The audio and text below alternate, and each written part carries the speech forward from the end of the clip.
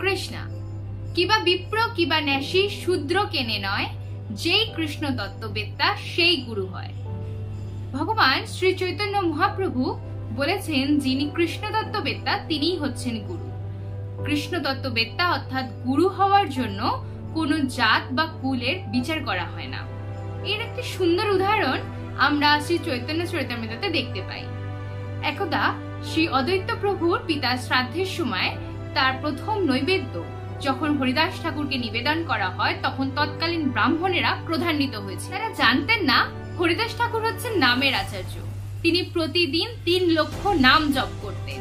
কেবলমাত্র হরিদাস ঠাকুর যবন কুলোদ্ভূত হওয়ায় তারা ক্রোধান্বিত হন যে তাকে কেন প্রথম নৈবেদ্য নিবেদন করা হয়েছে। তাই তারা সেই স্থান পরিত্যাগ করে গৃহে ফিরে যান। যখন গৃহে ফিরে তারা রন্ধন করার জন্য অগ্নি প্রজ্বলন করার চেষ্টা করেন, তখন তাদের প্রত্যেকের গৃহে অগ্নির অভাব ঘটে। তাদের কারুর গৃহেই অগ্নি প্রজ্বলিত হয় না। তখন তারা বুঝতে পারে যে তাদের অপরাধ হয়েছে অদ্বৈত প্রভুর চরণে। তখন তারা অদ্বৈত প্রভুর কাছে এসে ক্ষমা ভিক্ষা করে।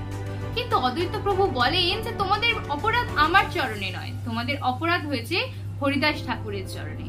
তখন তারা অর্থাৎ প্রত্যেক ব্রাহ্মণেরা হরিদাস ঠাকুরের কাছে গিয়ে ক্ষমা প্রার্থনা করেন।